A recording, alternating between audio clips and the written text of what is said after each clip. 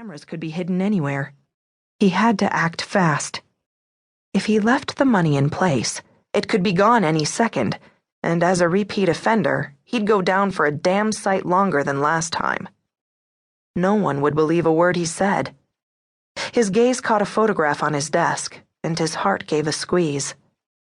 Anna, his beautiful daughter. She'd never forgive him. What could he do? And, with a flash of insight, he knew.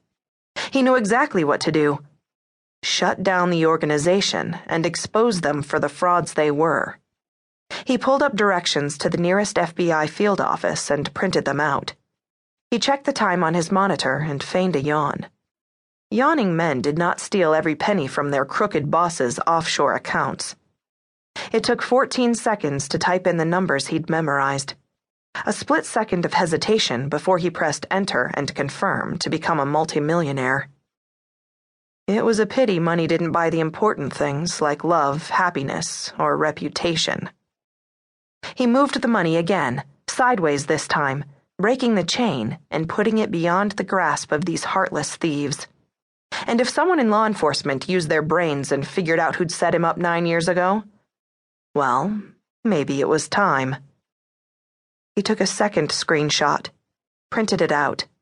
Insurance in case the feds didn't believe him. Then he deleted the browser history, logged out, and closed down the PC. With shaking hands, he stuffed the 2 screenshots into a manila envelope and added a sticky note briefly explaining what he'd found. Then he scribbled an old but familiar address on the front. Dug out his wallet and rifled through the pockets until he found a couple of stamps. He couldn't take anything with him other than what he normally carried, but he surreptitiously slipped the photograph of Anna into his jacket pocket. Then he sauntered out as if he didn't have a care in the world. He was just another exhausted drone, going home after a long week in the office. "Good night, Rosalita," he called as he pressed the call button for the elevator. "Have a great weekend." Enjoy it, because you're probably about to be out of a job.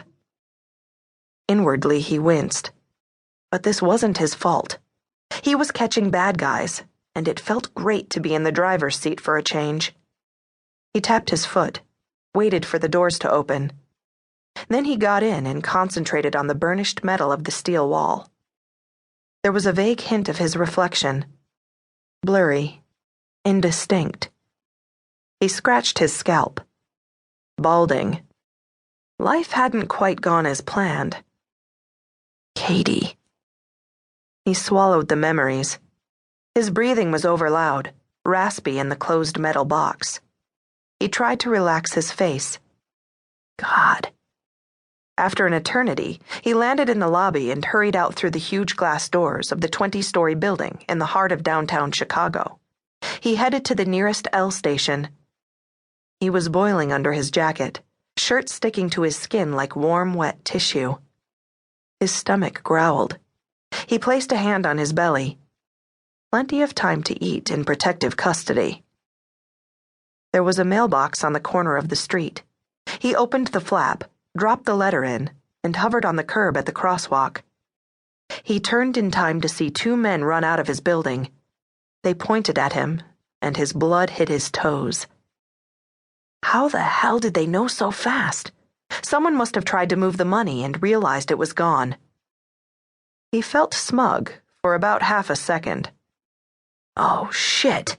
Frantically, he searched for a cab or a cop. Nothing. He looked back over his shoulder. They were only 100 feet away, hands diving under jackets as if they were reaching for guns. He dashed into traffic, dodging a blue truck and a bus. Horns blaring. Across another lane and brakes squealed. Shouts. The awful crunch of metal on glass as someone got rear-ended. Sorry. He scrambled in his pockets for his Metro pass and ran into the Clark Lake station. He grabbed his cell in his other hand and dialed 911 with ice-cold fingers as he ran full speed. 911? What is your emergency? Someone is trying to kill me! He had no doubt they would kill him just as soon as they got those account numbers out of him. Where are you, sir? What's your name? Davis Silver. Ex-con.